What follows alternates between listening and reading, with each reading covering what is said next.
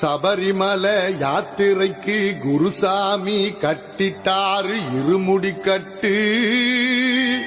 வழிகாவல் தெய்வம் வருகைக்காக காத்திருக்காரு. கருப்பம் வராக கோட்டை முனியும் வராக. கோட்டையத்தான் விட்டு புட்டு துணைக்கு வராக. நம்ம வழி துணைக்கு வராக.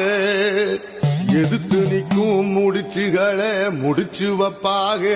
அவங்க முடிச்சு வைப்பாக.